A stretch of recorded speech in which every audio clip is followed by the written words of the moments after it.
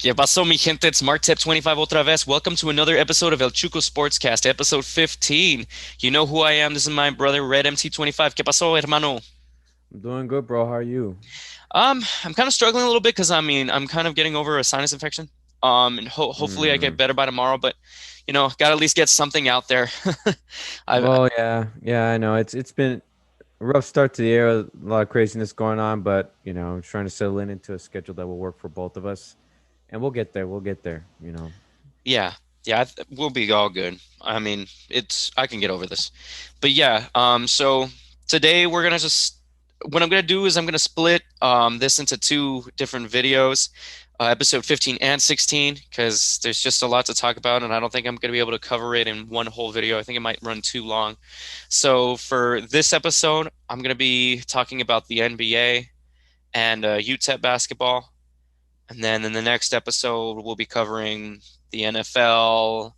And then I just want to give some character highlights. I know Dom2K does a creator highlight on his channel. I'm not going to try and steal his thunder, so it's just going to be a one-time thing. But I just wanted to, shed some light on some creators that I've been watching recently that really deserve some recognition. But yeah, well, let's just kind of get down to it. Um, kind of want to just talk about mainly the Mavs. Um, this past game is really what I want to look at. So let's see right quick. So yeah, let's see. Oop, got that in the way. Alrighty. So this past game, they beat the Orlando Magic 112 to 98. Um, it was a pretty decent game. I will admit Luka kind of struggled a little bit, as we can see in the statistics right here. Luka Doncic, I mean, even with him struggling, he had 20, 10, and 11, like 10 assists, 11 rebounds, so a triple double nonetheless. Maxi Kleber, he didn't do too well. Josh Green had a start this time, but he's a rookie. I don't expect him to put up amazing stats right off the bat. But the two players that I'm really most impressed with right now are Tim Hardaway Jr. and Trey Burke. You realize those two guys played at Michigan together. They were teammates. Oh, well, there you go. I Yeah, mean, so that says a lot right there. They gel. They know how each other works. I mean, I saw the highlights of the Rockets game. Well, wait, was it the three previous games? I haven't seen the one with Denver, but just seeing them light up like that, especially against Hardaway. I mean, it's Hardaway, sorry, against Harden. yeah, That was really something to see, man. That was like, oh, right. And I mean, even with Harden and Wall on the floor, they were both doing well, but Hardaway, Burke, and Don and Luca just was able to make it happen. So that, yeah, I'm happy to see. It was a great deal when that they kept Burke and Hardaway because I felt that would have been a mistake. You know, even though there's other players that left, I didn't want to, but I think it's for the better showing this. yeah. And then as far as Willie Cauley-Stein, I mean, he gets the start again. He didn't play as well this time, but he still put up some decent numbers, like 6 rebounds, 2 assists, and of course, at this point, when Kristaps comes back, we understand he's going to be the starter for the most part. But But I Willie has think, been doing yeah. pretty well for the most part, and I'm glad that they started him instead of Dwight Powell, because Dwight Powell, he's just not a starter. That's just my opinion, and a lot of Mavs fans that I've been seeing on Twitter are starting to see that. They're starting to see that he's just a negative asset. So Yeah, I sorry, mean, he's a nice guy. I try not to hold anything against him, but I'm sorry, he's just not that good of a player. And then as far as again, Tim Hardaway Jr. and Trey Burke, those guys lit it up. Tim Hardaway Jr., I think he had like 8 3-pointers in that game. He was killing that's it from good. three. That's really And good. Trey Burke, again, he's back to being bubble Burke. Bubble He Burke. played well because he played very well in the bubble. So he's turned in. Ah, okay. That's the first I've ever heard anyone call him that. It's like I know he played well, but I didn't know they gave him that. But I gotta say, as far as starting centers, yeah, I agree with you. It's just Paul. I don't know what's going on with him, man. I know he can be better Well, than but this, but even he's then, not dude, like showing it. I don't agree, dude. I don't think he's that good. I think he's completely undersized. He's not very versatile. He does not have a lot to his game. And I know he's been trying to get better from three, but I don't know. If you don't have it, you don't have it, dude. That's just how I see it. Right. But Well, like I said, I mean, as far as starters go, I really think that your three guys that you should be alternating, especially this when Porzingis comes back. Of course, he's going to be a starter. I would think Boban and Willie would Well, be I the mean, two that Boban, you. he only played 2 minutes. I mean, he was But okay, but he only right, played two but minutes. when he is put in and you give him a little bit more time, he's very effective. Yeah, he may be slow. He's a big guy, but he can score. You know, you like again. I'll say it again. You and I both saw him live, put up 30 points as a center. He can do this. That's why I say Willie seems to be the better fit as far as coming off the bench, and then when either Porzingis is out, he's one of the few to start, and then. But like I said, when Porzingis comes back, Willie and Boban would be the best ones to alternate. That's just Yeah, my opinion. yeah, I agree. And then Wesley Wundu, I mean, he didn't score anything, but he had like 6 rebounds and an assist. But he did very well on the defensive end overall. So I mean, I think he's going to be a very good defensive piece, and we kind of need that. I mean, with him there, and also with James Johnson. James Johnson put in some work too. And even Luca himself, even though he struggled offensively, he wasn't very efficient this game. He's getting a lot better on the defense, and that's a very important thing. That's So, good. I mean, I that's this team is doing very well on the defensive end. So I have a lot of hopes for them. I think when Iwundu will develop nicely based on what I've seen. Green, give him some time. I'm sure he'll get there. I noticed where's Richardson? I didn't see him on the Yeah, list. I think he was one of the people that were out. Brunson, Richardson, and well, I mean, and now Maxi Kleba. And we'll get to that in a moment. But right now, we have like the Magic, so who they played. They Aaron Gordon had like 16 points. Vucevic was killing it. He was one of those players that was just like tearing it up. Terrence Ross, he's usually fire, but like I said, Uwundu was playing some really good defense on Terrence Ross. So I'm very glad that we have that guy because that's going to be a guy that's going to be a key difference between us getting some stops and them just taking over a game. I mean, overall, like they had some good output from their rookie Cole Anthony. Um, I mean, Aaron Gordon is doing okay, but he didn't, I guess, play particularly well this game. I mean, they're still a pretty decent team in the East. They're 6-4 right now. So, yeah, I'm not going to really hold too much against them.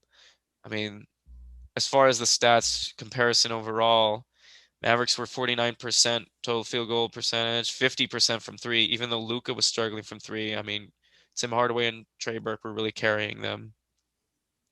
Free throw percentage, they did a little bit better this game. Total rebounds, they're pretty even for the most part, except offensive boards. That's another thing that's killing the Mavericks sometimes is the offensive board. So hopefully they can get better on that end. Of course, they're a very good passing team, but that's mainly due to Luca. Blocks, they had 8 blocks and 5 steals, which is really good. I mean, granted, the the Magic had like 6 more Ooh, steals. I mean, but that's mainly due to just bad passes from Luca himself, as well as some other players. They just need to yeah, be tighter with the ball, because yeah, as you could see, the turnover battle was really bad. yeah. The Mavericks were turning the ball way too much. But also, I mean, look, and I think you've harped this before. When it comes to any a good offense, man, shooting from behind the arc is effective, is good, but you gotta get points in the paint, and you can see how many more points the Magic had in the paint compared to the Well, Mavs. and It's I like you got agree. to drive the ball in, man. I agree. It's just overall, and the statistics are the statistics, man. And to an extent, they don't lie. Being the 3-point shot in general has been proven to be a more efficient shot in today's league than a mid-range shot. I I get that, it but is when it is the case, but I mean, yeah, I agree. If your shot's not falling from the arc, you got to do something different. I mean, and Luca's starting to understand that a little bit. I yeah, mean, I mean it's a great spectacle yeah, sorry. to watch someone shoot from behind the arc because like, oh man, from so far away you can get it. That's great, and it's great. I love it. We all enjoy that. However, it's when they're not going in, those mid-range jumpers, those layups mean so much more when it comes to winning the game in in the end because those go a long way. And like I said, like we saw with Dirk. you know, great when he amazing every time he shot from three, but he made those mid range jumpers count, man. And when he drove it But in see, for that, he like, had a move that was pretty much unstoppable, dude. Like that fader, it was hard to guard because especially with his height. So that's one thing. I mean, Luka's starting to get that fader. yeah, you see, yeah. I saw him showing some dirt in his shot. It's like because he created a shot that was just absolutely missing that everyone wants to try, and Yeah. people are adopting, and it's good to see that he made an everlasting impression on this league. Yeah, and then I mean, Luka has some moves of his own, but it's just overall he's getting better. I know he struggled to begin with, but he still has. I mean, he was player of the week this week, because of just how he played in the last few games. So I expect him to turn the corner. I mean, he already is. So I'm happy for that. But right now, things are starting to look a little bleak because we've already had some postponements in games because of some players testing positive. There's already another four out besides, Brunson, Richardson, and I think I forgot who the other player Oh was, but man, they now they tested have four positive. more. Yeah, they have four more, and that's Maxi Kleba and all that. And the league is trying to find some ways to help like players that like I mean teams that are missing players. Like they're trying to see if they can institute some sort of oh, I forgot, like an emergency time deal where they can go sign some players just to like keep the roster filled. Um, I don't know.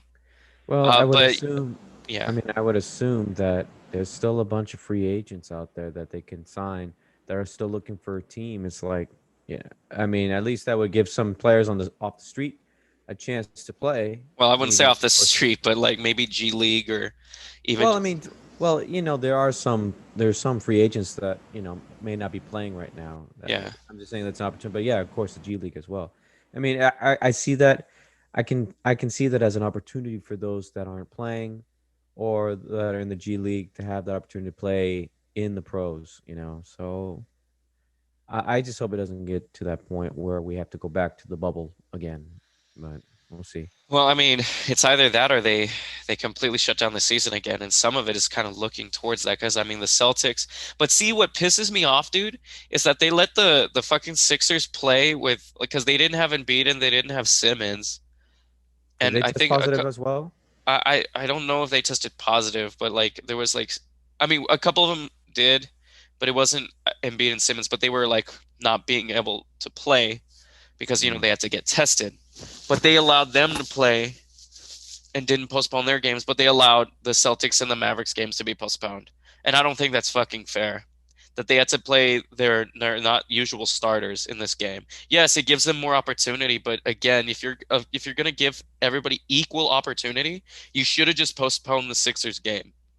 And then they fined him because oh well, you didn't make certain to put Ben Simmons on the list of players not ineligible. And it's like, dude, really, you're gonna fuck with that technicality? It's already enough that you made them play, and now you're gonna fine them. Like that's adding insult to injury. You should have just postponed their game because that's now a game that they could have really used, and now you fucked them over by a game. I mean, maybe I'm overblowing it, but still, I just don't think that's very fair. You know what I mean? If the NBA allowed them to play, and then you know you postpone the other team's games for that same reason, but then you turn around and fine that team for playing, that's Well, no, it's not that they fined for playing. It's that they didn't make certain to put Ben Simmons as ineligible. But it's just like, well, why the fuck does that matter at this point? We're in a oh fucking weird well, situation to begin with. And also, you should have just let the game be postponed. I don't even know why you even let the Sixers play at that point, knowing that they didn't have hardly anybody. It's just no, like that's Seth Curry. yeah. Seth Curry was another player that was like tested positive, so yeah, dude, at that point you should have just postponed the game. That was such bullshit that they did that to the Sixers, but they didn't like that they That didn't make the Celtics or the Mavs play. That's dude, that's that's on the NBA front office, man. that's what I'm That's saying. all on I them. think the Sixers. I'm not saying sue. I might have said that on Twitter, but I think they should at least file a grievance against the NBA for that because I don't think that's fair. I really Especially don't think that's fair. yeah, the team should file agreements. The players' union should file a grievance for that. It's like, come on, Yeah, that's just yeah, that's like. Come on, man. Now you're trying to get money. I just saw it as a. It feels like it's an opportunity for the NBA just to take some money from a team. It's like, bro. Yeah, I don't know. They're trying to squeeze every little bit of, and I get it, dude. You're not doing too well. And another thing is, well, I mean, I'll come back to it, but yeah, it's just overall like it wasn't fair. I think they should have postponed the game for the Sixers. If you're going to allow other games to be postponed, you should have allowed that same courtesy to the 76ers, who did not have their starting players. I really don't think that's fair. I mean, granted, yeah, Maxi played really well. Not Maxi Kleba, but like there's another guy who has the last name Maxi on the Sixers. He put up like 39, so at least he made it a game, but it's still, you know what I mean? I just don't, that's still not fair because Mm. otherwise you would have had at least something. Because now that messes up with the standings in the East for the Sixers when they could have used that extra game. You know what I mean? But I don't know. That's neither here nor there. But overall, it's starting to look a little bit bleak because if it gets to be to where they're postponing so many games or they're making players, even if they again it's the situation where the Sixers are playing their players because the Sixers did play tonight because Embiid I think was cleared. Um, I just it's not a good product to put out at that point. So it Mm. might even look like they might have to either A, go back to a bubble situation, which I don't think is going to be that possible because it's just too much, too many moving parts, or B, shut down the season again. And everyone's like, oh, well, if the NFL, but here's the difference, guys. The NFL has less games in a season than the NBA does. Yeah, they're spread out over a similar time span, but there's less games in the NFL. That's why the NFL is able to do what they did. And also the fact that they're in a wide open space, which I don't see why that matters that much because I mean things can still get spread in the air, but whatever. I don't know. It's just I think the fans need to understand that this is a totally different situation and it might even be best that they at least put the league on suspension for at least a month until they can come with a better solution to like fix these issues and then come back. But they need to come to a discussion. I think there was a governor's board of governors meeting within the NBA that they're trying to figure out something to help fix this because they're not they're trying not to suspend the season, but if that ends up being the case, that might be the best mode of action until they can come to a better like solution to this issue, you know? Because otherwise, again, they're not putting out their best product if they keep allowing all these, postponements and all that. Yeah, that's true. I don't know. I don't know what would be a solution to this problem. Like I said, either suspending the season, like you said, or just canceling the season outright. And of course, canceling is not. The I would best not. option, but it might even have to be for the time, at least suspension for a month. But like, yeah, if But canceling the to season. cancel the entire season would be a. Oh, that would be a big blow. Yeah, Uh, yeah, I don't know. I guess we'll have to see what they decide to do. yeah. But yeah, man. I mean, Even but it's you a new also got to think year. of the play, not only the player safety, but their families, dude. That's another thing. And I mean, granted, it's like we go back to a bubble situation. Oh, well, there'll be months. I mean, they'll be months away from their families, and it's just like, okay, dude, but would you rather their families get sick? You know, you know what I mean? You might as well just think of their protection. It's either that or you cancel the season. I don't know.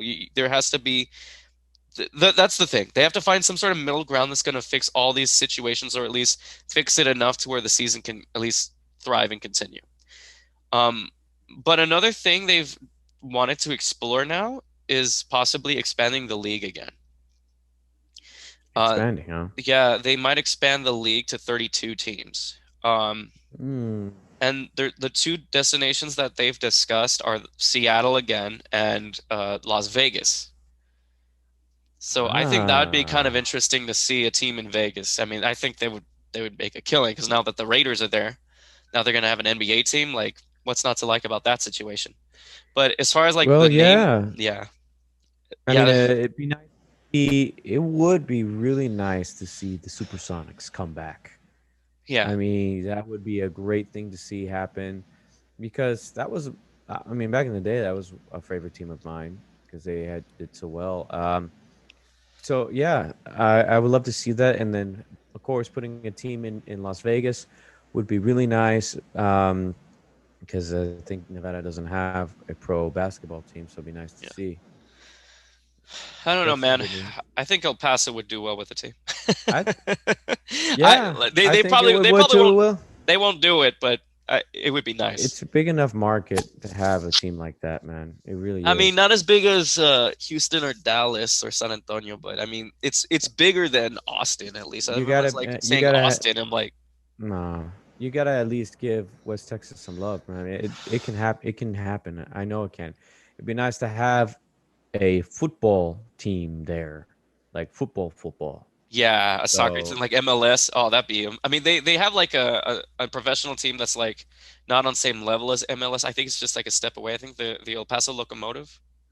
Yeah, uh we've discussed it in a podcast before. Yeah, because we've had yeah, a guy make a question about it. I don't know what the ranking system is compared to like baseball. Yeah. You know how they have single A, double A, triple A, then MLB. Hmm. I'll have to look that up. But yeah, it'd be nice to see that. And the same thing for basketball too, dude. I mean, it can happen.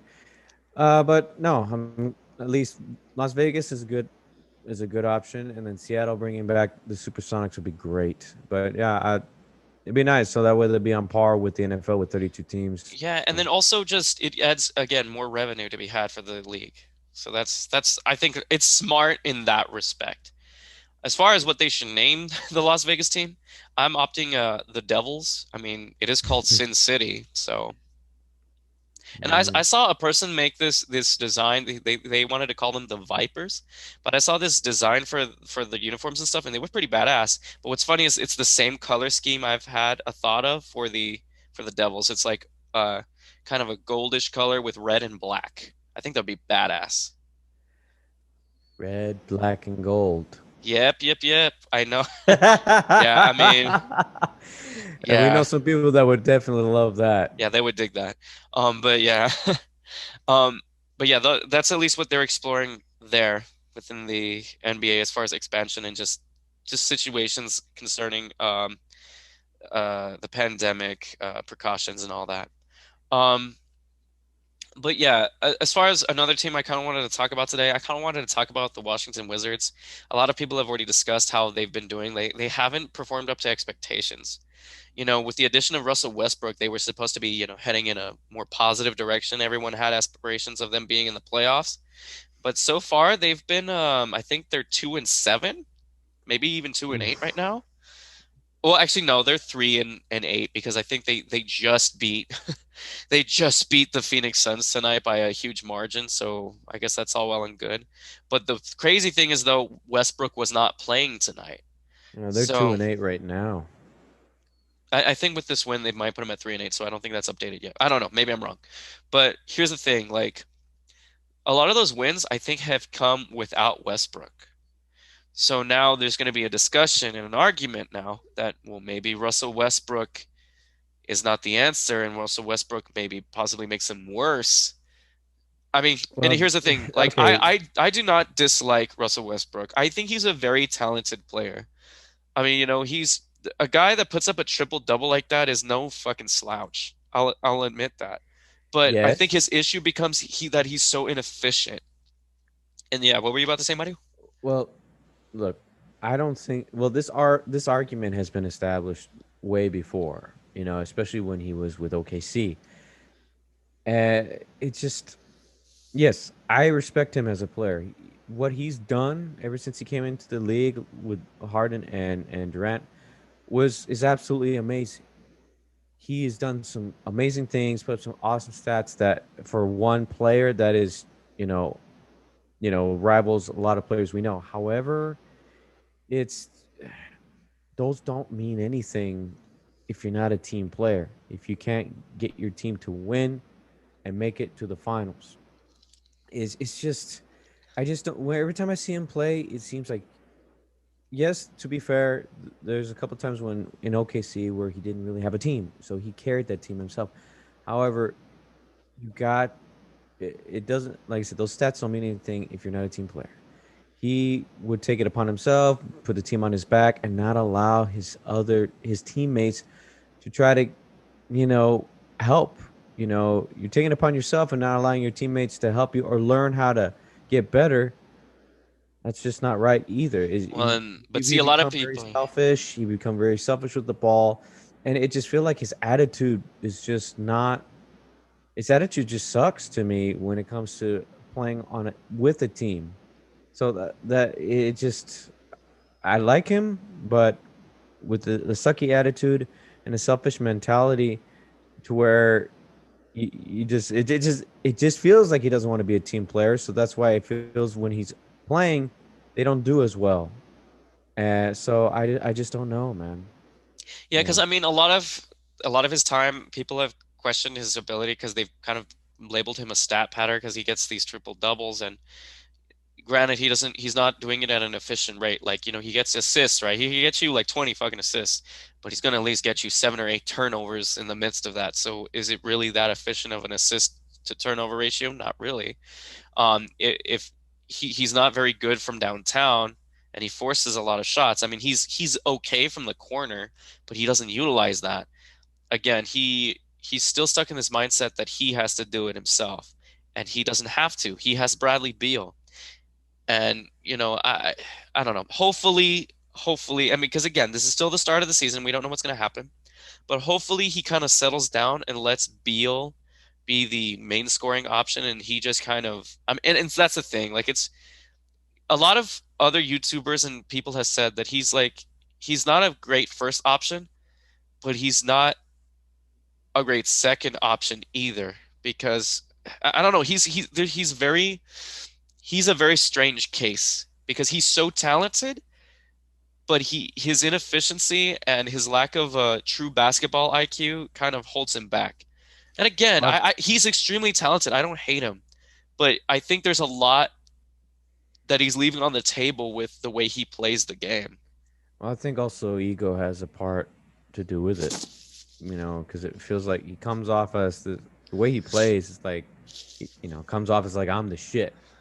But it like you said, it's just the inconsistency just really shows that no, you're not, and you need to. And when things are not going your way, you need to be able to rely on your teammates to help you. And he's had decent teammates. Like, I mean, he had Durant and Harden. I mean, granted, Harden wasn't as good as he is now.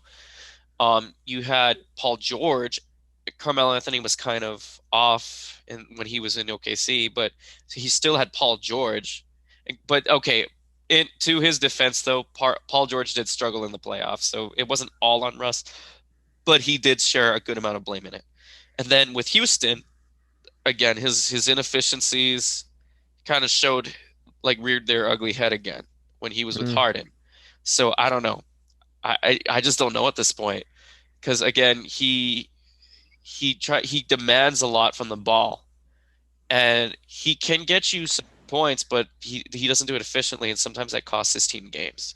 And if yeah, he needs to understand that you have to pick your battles. But I don't know. Hopefully they turn it around. But Bradley Beal has been doing real well. The other thing that sucks though for the Wizards is that Thomas Bryant recently got injured, so they're out another decent role player. So it doesn't mm, help. I mean, granted they did well without them tonight. Like, I think they put up almost a 30-point game, maybe a little less than that, but it was close to a blowout. Um, at least at one point. I didn't actually check the score, but they beat them. That's all I can say. The Suns are like number one, tied with the Lakers. Actually, no, because since they lost, they're probably second place now. But even then, the Wizards just have a lot going on this season that just kind of sucks because there was a lot of expectations, and hopefully they turn it around. Again, it's still early, but it kind of sucks how things are going for them right now. But anyhow, that's it for like NBA talk. Let's talk some UTEP basketball because as of late the men's and the women's teams have been performing at a pretty decent rate. So let's just kind of see real quick. So UTEP basketball. So we're gonna just look at this article because I mean the women's team lost their last two games, but they didn't lose by that much. The men's team split the series against Rice. But let's just look into this article. This is in El Paso, Texas. This photo is courtesy of UTEP Athletics. Their jerseys look pretty cool. Yeah, I like So them. yeah, so according to this article, it says this weekend UTEP men's and women's basketball teams featured both a change of fortunes and more of the same. For the women's team, their road test at the defending Conference USA champion Rice Owls proved to be their most difficult of the season. Thus far as the Miners dropped both of their games at Houston 74 to 68 and 55 to 43. The second game was a little bit closer, but yeah, I mean it Oh, happens. bravo, bravo.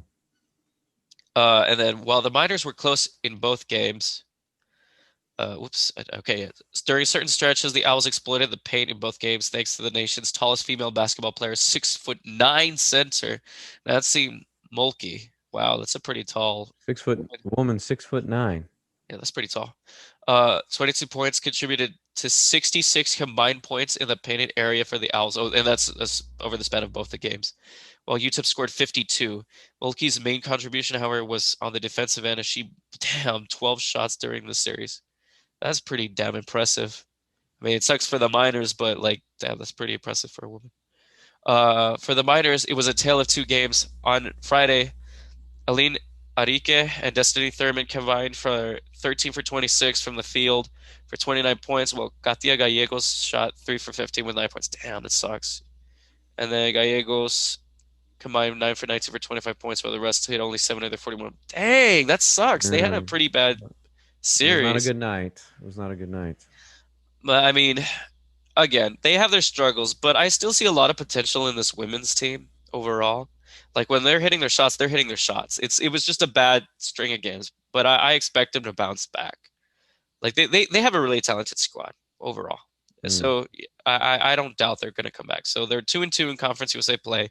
They come back to the Haskins Center to host UNT. Okay. In the meantime, the men's team saw more of the same for their first weekend of conference play, splitting their home matchups with 101 to 89 win on Friday and 71 to 68 loss on Saturday. So yeah, the Miners really kicked ass on that first matchup. Like that's a little less than a 20 point lead, but still like pretty damn impressive overall. Yeah, I mean the second game was a little close. Only lost by 3 points. Yeah, But dude. I mean Rice is a good team this year. So I mean, hey, you know, Yeah, you can only ask so much. I mean, UTEP has been playing really well as of late, so I'm happy for them. So the game was more like a track meet from the Don Haskins Center at UTEP eclipsed the century mark for the second time this season, thanks to a season high 55 points in the first half. Damn, that's pretty good. nice. Jamal Bienmi, hopefully I pronounced that right. I apologize if I didn't, sir. Exploded in the first half, putting up 18 points before ending the game with 24. Meanwhile, Bryson Williams isn't my favorite guy. 29 points, and Keontae Kennedy, 22, led the way as the Miners shot over 50% from the field. Nice. That's an impressive. And see that guy Bryson Williams, dude. Remember last year, dude? He was killing it. I saw it. I think it was against UTSA, and holy crap, dude, that guy he is really good. And I think in this game he shot pretty well from 3 point range.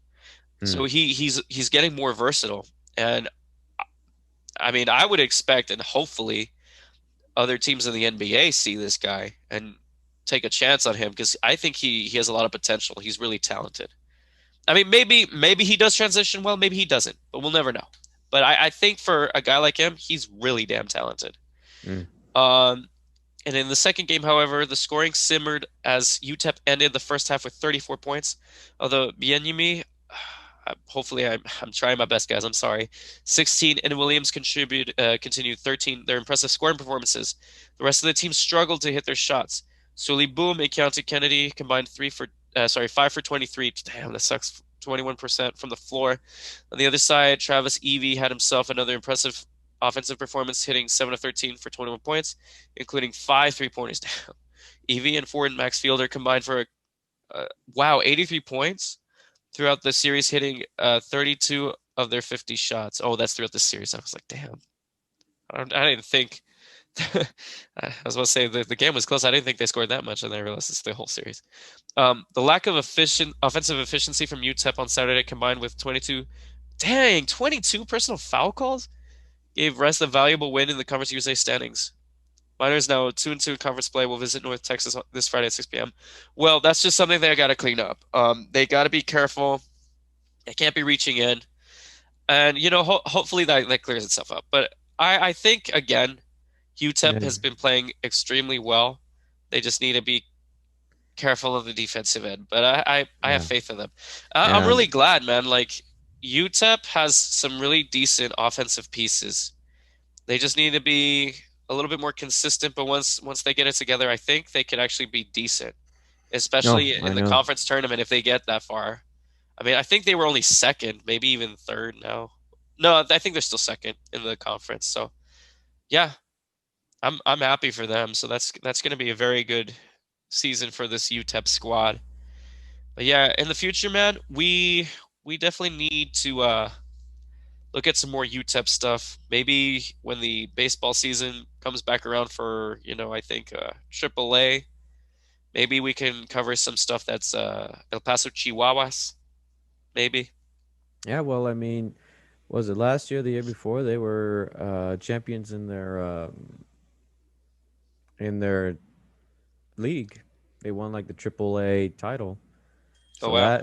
that yeah, if I remember correctly, that was the AAA title that they won. I'll have to go back and check if that's correct, but they did really well. So nice to see it, the AAA league.